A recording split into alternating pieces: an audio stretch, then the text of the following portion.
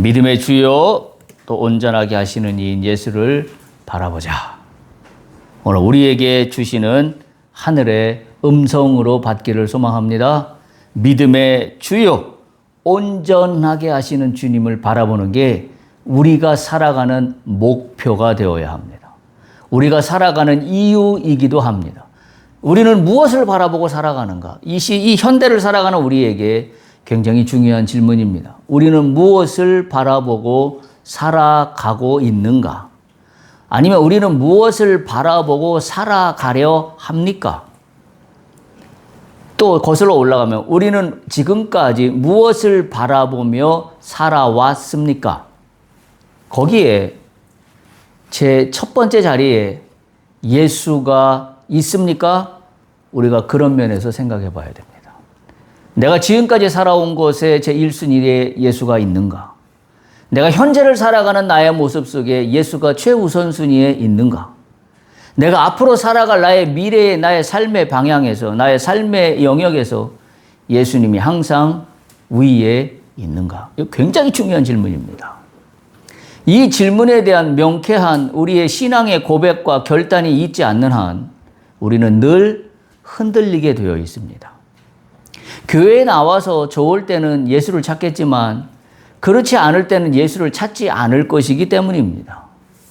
많은 사람들의 신앙의 오류는 여기서 나오지 않습니까? 평상시에는 믿음이 굉장히 좋은 것처럼 보이고 평상시에는 신앙이 있는 것처럼 보이고 평상시에는 굉장한 사람처럼 굉장히 어떤 신실한 사람처럼 보였는데 막상 어떤 결정적인 순간에 가서 그는 예수를 그렇게 우선적으로 찾지 않습니다. 이거는 비단 어떤 누구만의 어떤 사람에 대한 이야기가 아니라 오늘 나에 대한 이야기입니다. 다시 한번 우리가 이 질문에 스스로를 한번 돌아볼 수 있길 바랍니다. 지금까지 나의 삶의 최우선순위에 예수님이 있었습니까? 뭐 늘 있었겠죠. 근데 제가 말씀드리는 것은 최우선순위입니다. 최우선순위에 있다는 건 어떤 걸 의미하냐면 최우선순위에 놓은 것 때문에 그것이 나의 인생의 가치가 됩니다. 최우선순위에 놓여 있는 것만이 나의 기준이 됩니다. 근데 내가 그 순서가 세컨드, 서드, 뭐 다섯 번째, 여섯 번째 뒤로 밀리면 밀릴수록 나는 그 가치가 없어집니다. 그래서 항상 우선에 예수님이 나의 자리에 있었는가 하는 것은 우리가 믿음이라는 측면에서 볼 때 굉장히 중요한 질문입니다. 지금까지 내 인생의 최우선순위에 예수님이 있었습니까? 현재 내가 살아가는 나의 삶의 한 복판에 오늘 현실에 예수님이 최우선순위에 있습니까? 앞으로 살아갈 나의 인생의 미래에 예수님은 최우선순위에 놓여 있을 겁니까? 우리가 이 질문에 대하여 우리가 오늘 다시 한번 히브리서 12장 2절 이 권면의 말씀을 우리가 다시 한번 새길 수 있길 바랍니다. 믿음의 주요 또 온전하게 하시는 이인 예수를 바라보자. 예수를 바라보는 한 그 인생은 예수 중심으로 살아갈 것이고 예수님의 말씀으로 살아갈 거고 예수님이 우리에게 주시는 능력으로 살아갈 것이고 예수님이 우리에게 주시는 은혜로 살아갈 겁니다. 그래서 이건 굉장히 중요한 답이어야 합니다. 다시 한번 믿음의 주요 또 온전하게 하시는 이인 예수를 바라보자. 그래서 우리가 지난 시간에 그 말씀을 들었잖아요. 예수 안에 뿌리를 박았습니까? 예수 안에 뿌리를 박은 자만이 예수 안에서 세움을 받습니다.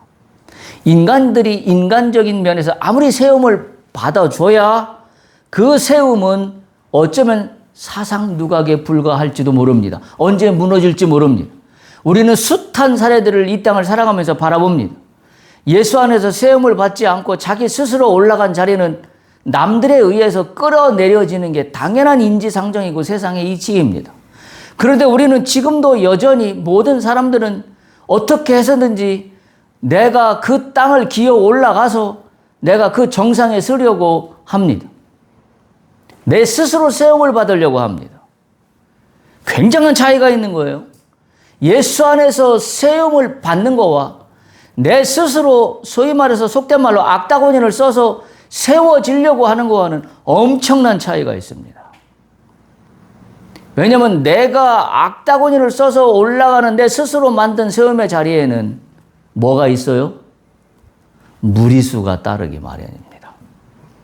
그래서 그게 언젠가는 시간이 지나면서 내가 그때는 정의라고 여겼지만 시간이 지나면서 세상의 정의와 가치가 바뀌어가면서 내가 그때 당시 올라갈 때 그렇게 정의라고 여기면서 그 세움을 향하여 올라갔던 그 자리는 어느 순간 그것이 불법이 될 수도 있고 불편한 자리가 될 수도 있는 것을 우리는 이 땅을 살아가면서 너무나 많은 일들을 우리는 보게 되고 알게 됩니다.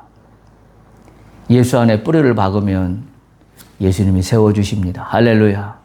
예수님이 세우시면 요동치 않습니다. 흔들리지 않습니다. 왜? 그 자리는 토대가 땅에 토대를 둔 것이 아니라 하나님 나라의 토대를 둔 세움이기 때문입니다. 우리가 이 말씀 속에서 오늘 요한복음 우리가 나누고 있는 두 가지 부류의 사람, 한 사람은 믿음이 있는 사람, 믿는 자, 또 한 사람은 믿지 아니하는 자. 그 두 부류에 대한 말씀 시리즈를 오늘 세 번째 말씀으로 마감을 하려 합니다. 믿는 자는 무엇이라고 얘기하고 있으며 믿지 않는 자는 무엇이라고 성경은 이야기하고 있습니까? 우리는 대부분 대충 다 짐작하고 알고 있습니다. 두 부류의 사람, 오늘 세 번째 시간으로 말씀을 나누는데요. 다시 한번 강조를 하면 믿는 자와 믿지 않는 자 사이에는 어마어마한 차이가 있습니다.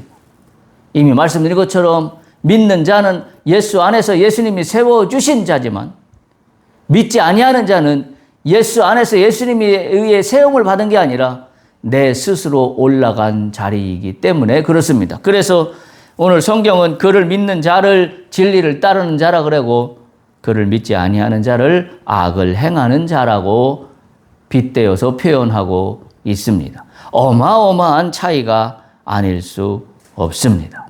그런데 이 어마어마한 차이는 우리의 인생과 우리의 믿음과 신앙의 출발점입니다. 그런데 출발점으로 끝나지 않고 그것은 곧 종착점과 동일하게 한 위치에 놓이게 됩니다. 이 어마어마한 차이를 가져오는 출발점이다 종착점은 오직 한 곳입니다. 무엇일까요? 예수 그리스도입니다. 예수 그리스도로 시작한 사람은 예수 그리스도로 종교를 맺게 되지만 예수 그리스도로 시작하지 아니한 사람은 자기 것만으로 종교를 맺게 되면서 그 자기 것으로 맺게 되는 종교는 곧 언제 흔들리고 무너질지 모르는 불안정한 것들입니다. 그래서 우리가 믿음의 대상이라는 얘기를 나누었었어요. 그를 믿는 자, 그를 믿지 않는 자. 우리의 믿음의 대상은 예수 그리스도인데 그 믿음의 대상은 바로 우리의 믿음의 출발점이기도 하지만 우리의 믿음의 수준과 우리의 믿음의 차원을 결정하는 그리고 우리의 인생의 깊이와 넓이를 결정하는 종착점이기도 합니다. 다시 한번 분명히 하십시오. 우리의 믿음의 대상은 예수 그리스도 한 분뿐입니다. 그래서 골로새서에서 말씀드린 대로 예수 안에 첫 번째 뿌리를 박으라. 뿌리는 하나입니다. 여러분, 뿌리가 깊은 나무는 비바람이 불어도 흔들리지 않는다는 건 우리가 상식적으로 일반적으로 너무나 잘 알고 있는 경구입니다. 여러분의 뿌리는 얼마나 깊게 예수 안에 박혀 있습니까? 아니면 지표면 조금만 덮은 정도의 뿌리 수준입니까? 여러분, 이 수준은 우리의 인생의 깊이와 질과 넓이를 결정합니다. 내가 예수 안에 얼마나 깊게 뿌리를 박았느냐, 이것은 우리의 인생을 결정합니다. 왜요? 흔들리지 않을 것이기 때문에. 지표면에 살짝 덮은 정도의 뿌리를 내린 사람은 언제 그 뿌리가 밖으로 드러나 헤쳐질지 모릅니다. 마치 비유에서 나오는 것과 똑같은 이유죠. 씨 뿌리는 자의 비유에서 길가에 뿌려진 또는 가시덤불에 뿌려진 다 다르잖아요. 옥토에 뿌려진 여러분의 믿음의 씨앗은 예수 안에 옥토에 뿌려진 씨앗이기를 축복합니다. 옥토에 뿌려진 씨앗일 때 30배, 60배, 100배, 10배를 맺는다는 걸 우리는 말씀을 통하여 잘 알고 있습니다. 그럼에도 불구하고 많은 사람들이 뿌리를 예수 안에 깊게 내리는 것을 선택하지 않습니다. 오늘 이 말씀을 듣는 여러분들 중에 깊게 예수 안에 여러분들의 인생의 뿌리를 내리시기를 축복합니다.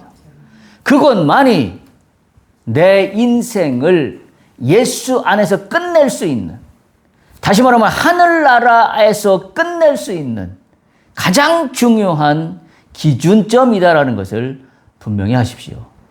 뿌리가 제대로 박혀야 나무가 풍성해지고 열매를 맺게 된다는 이치는 우리가 세상의 이치를 통하여, 자연의 이치를 통하여 너무나 잘 알고 있는 상식 중의 상식입니다. 그런데 우리의 신앙으로 나를 돌아보면 내가 과연 예수님 안에 그렇게 깊은 뿌리를 내리고 있는가라고 물어보면 그건 다른 이야기가 됩니다. 아니, 우리가 상식적으로는 뿌리를 무언가 깊게 내려야 나무가 풍성하게 자라서 열매를 맺는다는 걸 알면서 왜 우리의 믿음과 신앙은 예수 안에 뿌리를 깊게 내리지 않습니까? 그냥 살짝 짚으면만 가린 정도에 만족합니까? 그리고 나서 교회에 다닌다는 것만으로 만족합니까? 내가 말씀을 한 구절 읽었다는 것으로만 만족합니까? 말씀을 읽었다 또는 교회에 다닌다는 것과 예수님께 뿌리를 내린다는 것은 어쩌면 다른 이야기입니다. 예수님께 깊게 뿌리를 내두십시오. 그러면 여러분 인생도 예수님이 우리의 인생을 책임지고 예수께서 우리의 인생을 당신의 뜻대로 마무리하십니다. 그게 우리 믿는 자들의 소망 아니겠어요? 예수 안에 뿌리를 깊게 내릴 수 있기를 축복합니다. 그러면 말씀드린 대로 세움을 받아요. 이 세움은 흔들리지 않습니다. 예수님께서 세워주셨는데 흔들릴 이유가 없습니다. 그런데 많은 사람들은 이와 같은 진리가 있음에도 불구하고 금방 무너져 내릴 세움을 향하여 온 정열을 다 쏟습니다. 자기의 뜻, 자기의 의지, 자기만의 그 어떤 것. 그래서 주위도 돌아보지 않고 예수님은 간 곳 없고 내 이웃도 없고 오직 나만의 성공, 나만의 뜻, 나만의 이름, 나만의 권력, 나만의 명예. 지금 이 땅을 온통 덮고 있는 건 다 그런 것들 아닙니까? 겉으로는 서로 요즘 시대에 가장 중요한 단어 중에 핵심 단어는 공감이라는 단어죠. 공감이라는 단어는 주변을 이해한다는 거예요. 주변에 대한 생각을 내가 같이 가져간다는 거예요. 내가 주변에 대한 생각을 같이 가져간다는 것은 나는 그렇게 가치로 살지 않지만 그것을 내가 가치로 함께 동등하게 놓으려고 내가 노력한다는 의미가 거기 들어가 있습니다. 세상에서는 그렇게 한다고 이야기를 하면서 우리의 성공, 나의 세움을 향하여 갈 때는 주변을 돌아보지 않습니다. 말로는 그것이 정의라고 이야기하지만 실상 나의 속사람의 성공을 향한 나의 치닫고 있는 나의 모습만을 비춰보면 나는 나밖에 모릅니다. 우리의 신앙도 마찬가지예요. 우리가 믿음을 이야기하지만 나는 나밖에 모릅니다. 나밖에 모르는 신앙은, 나밖에 모르는 믿음은, 나만 잘 되기 위해서 나아가는 믿음은 예수님께서 세워주신 믿음이 아닙니다. 착각하지 마십시오. 그것을 믿음이라고 이야기하는 것 자체가 부끄럽습니다. 성경에서 얘기하는 믿음은 그런 믿음이 아닙니다. 제가 말씀드렸죠. 믿음은 나의 의지와 나의 의지의 결단으로 말미암은 내 것이 믿음이 아니라 믿음은 주님이 세워주시는 거예요. 믿음은 주님이 주시는 거예요. 성령께서 함께 하시는 겁니다. 그게 믿음이에요. 착각하지 마십시오. 그러니까 믿음이라고 이야기하면서 자기 마음대로 다 하죠. 오늘날 교인들 중에, 크리스찬들 중에 믿음이라고 겉에 포장지를 쌓아놓고 자기 마음대로 하는 사람들이 얼마나 많습니까? 교회도 마찬가지고 장로님, 권사님, 집사님, 성도님 할 거 없이 다 믿음을 자기 중심적으로 해석합니다. 그리고 그 믿음은 내 것이라고 해석합니다. 여러분 분명히 하십시오. 그리스도인에게 내 것은 없습니다. 다만 잠시 주께서 나에게 위탁해 주셨을 뿐입니다.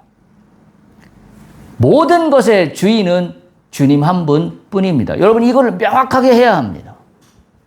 따라서 나의 믿음의 주인도 주님입니다. 나의 믿음의 주님이 내가 아닙니다.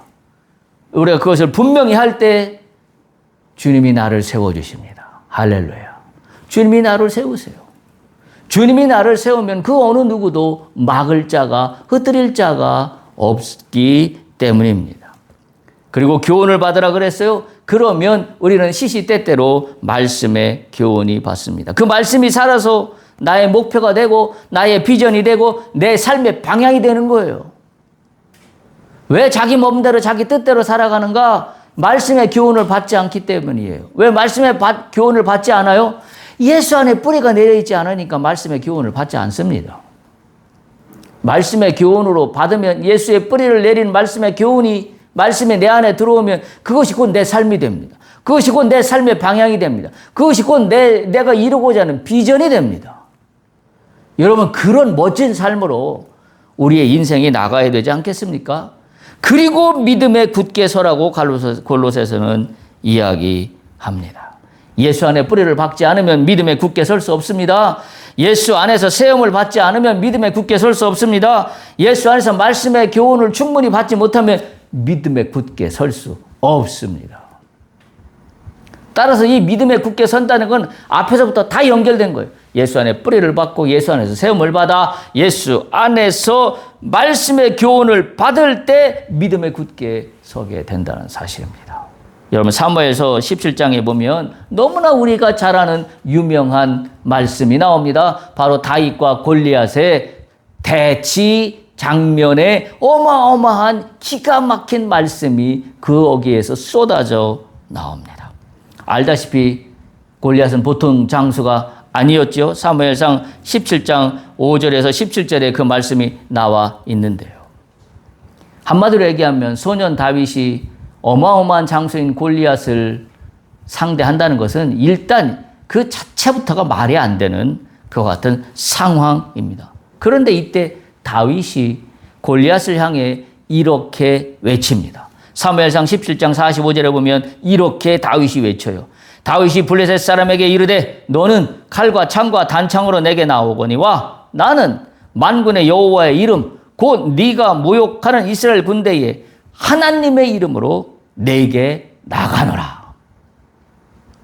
이게 예수 안에 뿌리를 받고 예수 안에 세움을 받은 사람이 믿음에 굳게 선 모습입니다. 여러분 그럴 수 있습니까?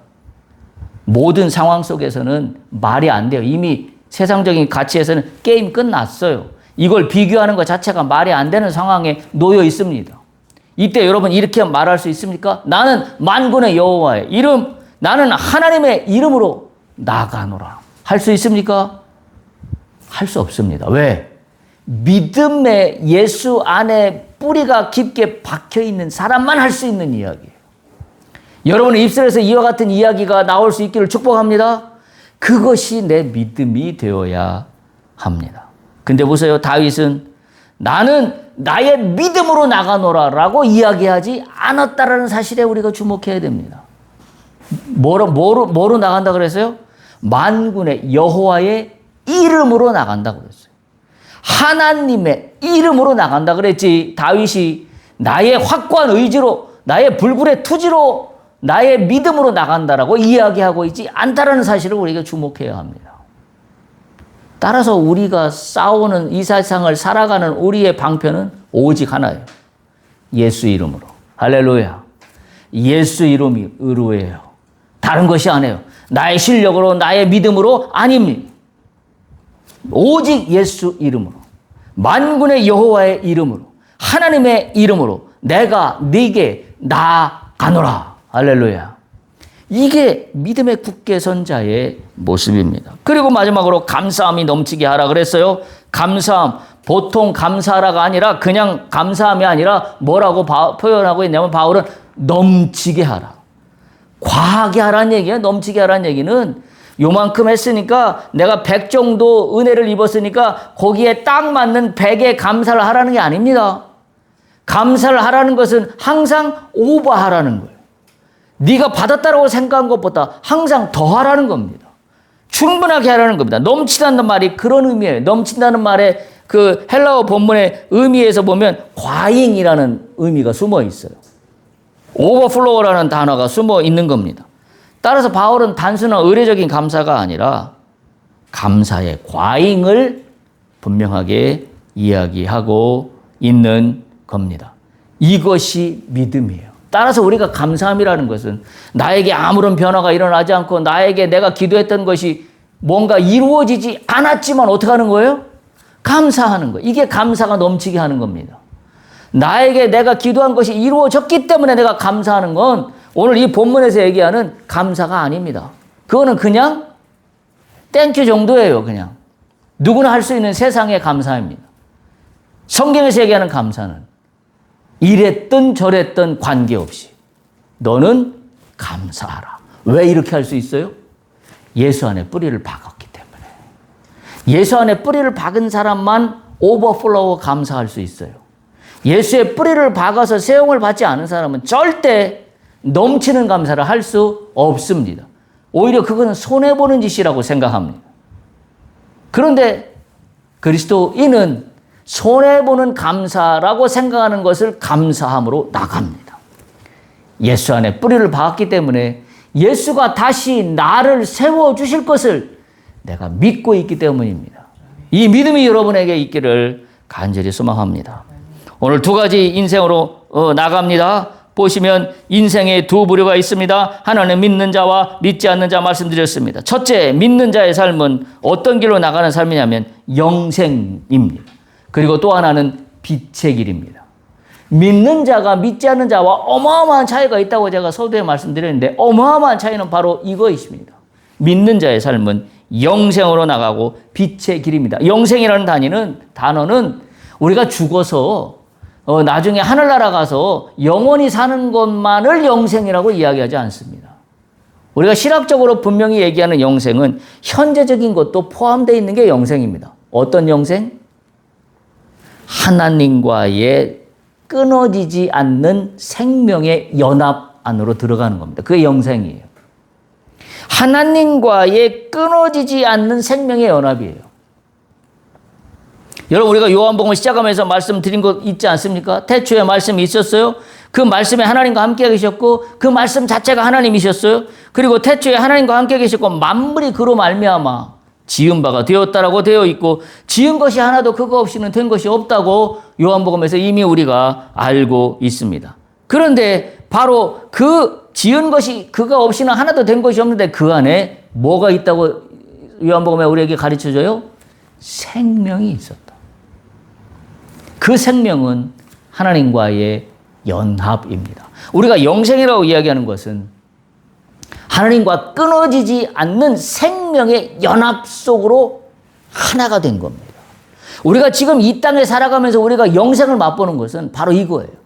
하나님과의 끊어지지 않는 생명의 연합 안에 내가 속해 있습니다. 할렐루야. 끊어지지 않는 하나님과의 생명의 연합입니다. 그게 영생입니다. 이건 단순한 시간적인 연장을 이야기하는 것이 아니라고 말씀드렸어요. 완전한 새로운 삶입니다. 질적으로 변화된 완전한 새로운 삶이 영생과 맥을 같이 하는 겁니다. 따라서 믿는 자는 빛 가운데로 행한다라고 오늘 본문 3장 21절에 이야기하고 있습니다. 요한복음 3장 21절을 보면 진리를 따르는 자는 빛으로 오나니라고 말씀하고 있어요. 믿는 자는 빛 가운데로 나갑니다. 진리를 따르는 자는 빛으로 나오게 되어 있습니다. 이 사람은 자기의 행위가 하나님 안에서 이루어졌음을 드러내는 것을 목적으로 합니다. 그리고 자기의 행위가 빛으로 나갈 수 있는 이유는 아까 고린도서 말씀으로 보면 예수 안에 내가 뿌리를 박아 세움을 받았기 때문에 자연스럽게 빛으로 드러내 하나님께 영광을 돌리는 삶으로 나가게 되는 것을 이야기합니다. 점점 그 삶은 하나님께 영광을 돌리는 삶으로 나가게 됩니다. 여러분, 우리가 보면 우리 마태복음 5장 14절에서 15절에 보면 이렇게 기록하고 있어요. 너희는 세상의 빛이라. 산 위에 있는 동네가 숨겨지지 못할 것이다. 너희는 세상의 빛이라. 지금 이 말씀하고 맥락이 같은 거예요. 진리를 따르는 자는 빛으로 오나니 이는 그 행위가 하나님 안에서 행한 것임을 나타내려 함이라. 세상의 빛으로 사는 그리스도인들은 숨기지 않습니다. 드러나게 되어 있습니다. 15절 마태복음 5장 15절 사람이 등불을 켜서 말 아래에 두지 아니하고 등경 위에 두나니 이러므로 집안 모든 사람에게 빛이 느니라. 예수 안에 뿌리를 박아 세움을 받은 사람은 곧 믿는 자는 그를 믿는 자는 빛으로 나갑니다. 등경 아래 두지 않습니다. 드러나게 되어 있습니다. 그러니까 완전히 삶이 어마어마한 차이를 가져오게 되는 겁니다. 믿는 자의 삶은 그래서 빛으로 드러나기에 투명합니다. 거짓이 없습니다. 속임이 없습니다. 감춤이 없습니다. 어두움은 전혀 없습니다. 왜? 예수 안에 뿌리를 박아 세움을 받은 인생이기 때문입니다. 따라서 그 인생은 빛으로 나가게 되어 있습니다. 그러니까 빛으로 어떻게 나갈까요? 문제는 간단해요. 예수 안에 뿌리만 박은 인생이면 빛으로 나가게 되어 있습니다. 왜? 예수 안에 뿌리를 박아 세움을 받아서 말씀의 교훈을 받으면 빛으로 나가게 되어 있어요. 내가 무슨 의지를 해서 내가 무엇을 배워서 나가는 게 아니라 자연스럽게 예수가 내 안에 있기 때문에 예수의 뿌리에 깊이 박혀있는 나는 나의 모든 행위와 생각들이 빛으로 드러나도록 되어 있습니다. 그리고 빛으로 드러나도록 되어 있는 것은 하나님께 영광으로 나갑니다. 우리가 이 사실을 분명히 기억하고 깨달을 수 있어야 합니다. 두 번째, 믿지 않는 자의 삶입니다. 믿지 않는 자의 삶은 심판과 어둠의 길입니다. 믿지 않는 자, 악을 행하는 자라고 그랬죠. 믿지 않는 자, 요한복음 3장 20절 보십시오. 뭐라고 표현하고 있냐면 악을 행하는 자는 자마다 뭘 미워한다고 되어 있냐면 빛을 미워한다고 되어 있습니다. 그리고 빛으로 오지 아니한다고 되어 있습니다. 그러니까 빛하고는 완전히 반대입니다. 적대적입니다. 빛을 미워하고 빛으로 오지 않는데 그 이유가 뭐냐면 이는 그 행위가 드러날까 함이라. 어마어마한 차이인 거죠. 그 행위가 드러날까 함이라. 여러분, 자기의 의지로 자기의 뜻대로 무엇인가를 이룬 사람들은 항상 감추고 싶은 것들이 있습니다. 말은 못하지만, 말은 안 하지만 감추고 싶은 그 무엇인가가 분명히 있습니다. 왜? 그것은 자기의 의지로 가는 길이기 때문에 자기는 선하고 정의를 부르짖며 간 것 같지만 진리 안에서 보면 그건 정의가 아닙니다. 선도 아닙니다. 왜냐하면 인간은 죄성으로 죄악으로 있는 인간이기에 죄악으로 있는 내가 선택한 그 모든 것이 다 선하고 그 모든 것이 다 정의라고 이야기할 수 없습니다. 물론 순간적인 세상의 가치에서는 그것이 선이고 그것이 정의라고 이야기할 수 있지만 진리 안에서 하나님 나라의 관점에서 본다면 그것은 정의가 아니고 진리가 아닐 수 있기 때문입니다. 왜? 우리는 죄를 갖고 있는, 죄성을 갖고 있는 죄인들이기 때문입니다. 이게 어마어마한 차이인 거예요. 그래서 이런 그를 믿지 아니하는 자는 악을 행하는 자가 되는데 왜 그러냐? 그는 빛으로 나오지 아니야. 그의 행위가 드러날까 두렵기 때문입니다. 여러분, 쉽게 이해하면 범죄를 저지른 사람이 빛으로 나옵니까? 안 나오지요. 뭐 극단적인 표현이긴 합니다만은 절대 빛으로 나오지 않습니다. 우리가 아는 바와 같이 에덴 동산 사건을 우리는 기억합니다. 아담과 하와가 있었어요. 하나님이 만들어주신 에덴 동산에서 그들의 인생을 살아갑니다. 그런데 그들이 범죄합니다. 범죄하고 아담과 하와가 선택한 건 무엇이었나요? 하나님의 눈을 피하여 숨는 것이었습니다. 창세기 3장 9절에 보면 이렇게 기록되어 있어요. 여호와 하나님이 아담을 부르시면서 그에게 이르시되 이렇게 물어봅니다. 어디 있느냐? 몰라서 하나님이 물어봤을까요? 전지전능하신 하나님이 몰라서 물어봤을까요? 아닙니다. 너의 죄 때문에 네가 지금 숨기고 있는 너를 바라보라는 의미입니다. 어디 있느냐? 10절에 이렇게 그들이 고백합니다. 이르되 내가 동산에서 하나님의 소리를 듣고 내가 벗었으므로 두려워하여 숨었나이다. 범죄한 자의 특징입니다. 어쩔 수 없습니다. 인간의 한계 상태입니다. 그런데 그거에만 끝나는 것이 아니라 믿지 아니하는 자는 오늘 본문에 보면 3장 18절 보면 이렇게 기록되어 있습니다. 요한복음 3장 18절 그를 믿는 자는 심판을 받지 아니할 것이요 믿지 아니하는 자는 하나님의 독생자의 이름을 믿지 아니함으로 벌써 심판을 받은 것이다. 이미라는 단어가 들어가 있습니다. 벌써. 이들은 이미 심판을 받은 겁니다. 믿지 아니하는 자는 이미 심판을 받은 거나 다름이 없습니다. 다시 말하면 단순히 미래의 형벌을 이야기하는 그 같은 의미가 아니라 현재적 상태가 또한 하나님의 생명에서 단절되어 있는 것을 이야기하고 있는 것이 이미 심판을 받았다라는 그와 같은 벌써의 표현입니다. 믿음을 거부한 순간부터 인간은 멸망의 길로 놓이게 됩니다. 믿지 않는 자는 빛보다 어둠을 더 사랑한다라고 그래서 요한복음 3장 19절에 보면 바로 이어서 기록이 되어 있습니다. 곧 빛이 왔으되 사람들이 자기 행위가 악함으로 빛보다 어둠을 더 사랑한다라고 성경은 기록하고 있습니다. 기억하십시오. 하나님 없는 삶은, 예수를 믿지 않는 삶은 그 삶의 본질적인 방향이 전혀 엉뚱하게 틀어져 있습니다. 여러분은 어떻게 하실 겁니까? 그를 믿는 자로 나갈 겁니까? 그를 믿지 않는 나갈 겁니까? 이렇게 물어보는 것 자체가 어불성설이죠. 그를 믿는 자를 분명히 선택해야만 합니다. 왜냐하면 하나님의 그 현재적인 생명의 상태가 지금 나와 연결되는 삶이 믿는 자의 삶이요. 그렇지 않으면 단절된 삶으로 나갈 수밖에 없는 그와 같은 선택이라면 우리는 당연히 예수를 믿는 믿음의 삶으로 우리는 선택할 수밖에 없습니다. 그렇게 되면, 그렇게 하지 않으면 그의 인생은 파괴적이 되고 영원히 하나님과 분리되는 운명을 가져올 수밖에 없다는 사실을 우리가 분명히 기억해야 합니다. 정리합니다. 믿음을 가지고 있다, 믿지 않는다, 믿는다라는 것은 단순히 신앙이 있다, 종교가 있다, 종교가 없다, 신앙이 없다라는 의미가 아니라 그보다 훨씬 더 큰 의미가 있어요. 뭐예요, 그것은? 하나님과의 생명의 단절입니다. 하나님과의 생명이 단절되는 순간부터 인간은 파멸의 길로 접어들 수밖에 없습니다.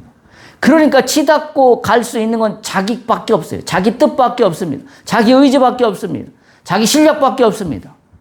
근데 가만히 보세요. 이것이 세상이 가르쳐주는 정답이라는 것들이에요. 너를 믿어라. 너만 잘해라. 너만 바라봐라. 남 신경 쓰지 말아라. 네가 하고 싶은 거 다 해라. 그것이 네가 행복한 삶이다. 아닙니다. 정신 똑바로 차리시기 바랍니다. 그것은 그냥 나를 중심으로 볼 때는 제대로 가는 삶 같지만 문제가 뭐예요?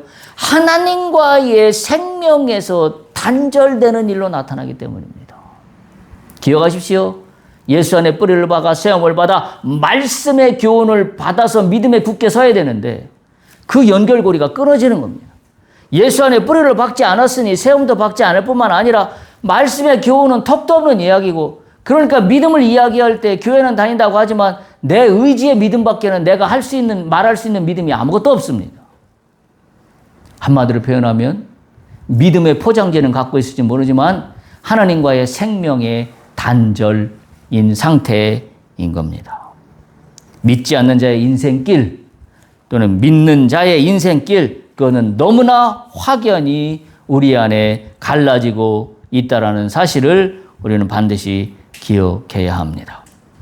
오늘 우리가 처음 시작하면서 나누었던 본문을 다시 한번 볼 수 있기 바랍니다. 히브리서 12장 2절입니다. 우리의 믿음과 인생의 출발점이다. 종결점이요. 목적점이자 실천될 모든 것들의 중심입니다. 히브리서 12장 2절 이렇게 시작합니다. 믿음의 주요 또 온전하게 하시는 이인 예수를 바라보자. 그는 그 앞에 있는 기쁨을 위하여 십자가를 참으사 부끄러움을 개의치 아니하시더니 하나님 보좌 우편에 앉으셨느니라. 우리가 예수를 바라봐야 되는 이유는 하나님 보좌 우편에 앉아서 우리를 보혜사 성령을 통하여 우리를 중보하시고 도와주시는 분이기 때문입니다. 이런 주님을 만날 수 있기를 축복합니다. 주님은 우리의 인생길의 선한 목자십니다.